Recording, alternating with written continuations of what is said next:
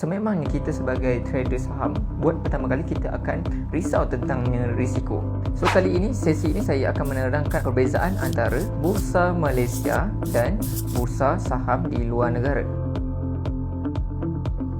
Hai, Assalamualaikum warahmatullahi wabarakatuh. Bismillahirrahmanirrahim. Nama saya Hairul Azizi. Saya merupakan pengasas kepada program Sahlun, program saham luar negara.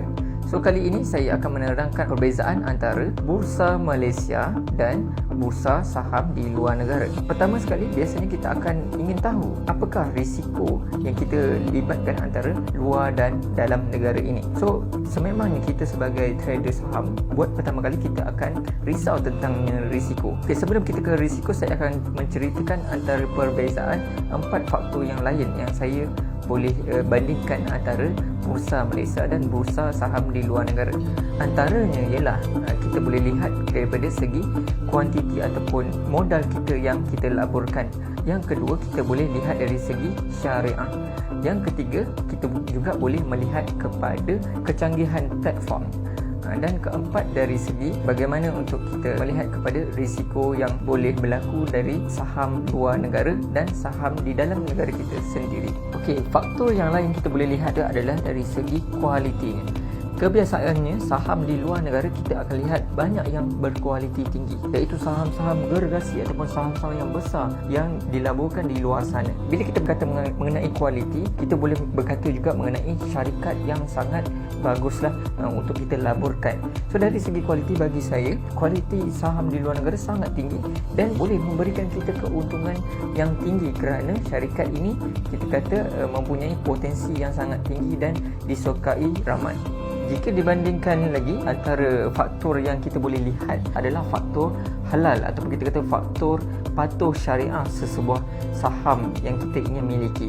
Jika di dalam Malaysia dikatakan mempunyai lebih kurang 700 saham yang patuh syariah yang kita ketahui di Bursa Malaysia. Jika di luar negara, kita mempunyai lebih kurang 30,000 lebih saham yang patuh syariah di luar negara. Data ini saya peroleh dari statistik yang dikeluarkan oleh pihak Islamic League. Pihak Islamic League telah membuat tapisan untuk melihat kepada kriteria-kriteria saham ini. Oleh itu, bagi saya, jika kita ada pilihan syariah yang lebih banyak di luar negara, mengapa tidak kita memilih saham global sebagai pilihan untuk kita melabur dalam saham? Okey, faktor tambahan lain adalah kita boleh bandingkan canggihnya platform yang boleh kita gunakan broker saham di luar negara. Okey, bila kita menggunakan platform saham di luar negara, kita boleh menggunakan teknologi yang mereka lakukan kepada platform mereka.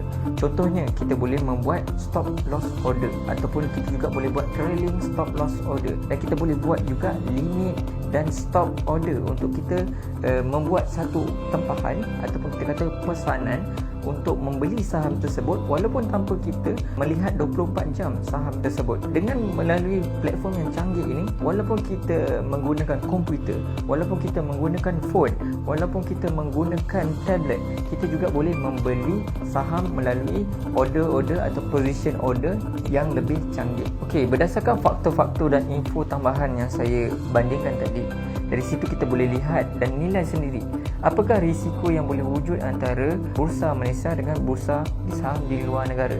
So daripada segi kita melihat kepada, contohnya adalah pertama tadi mengenai modal, kedua adalah mengenai iaitu patuh syariah.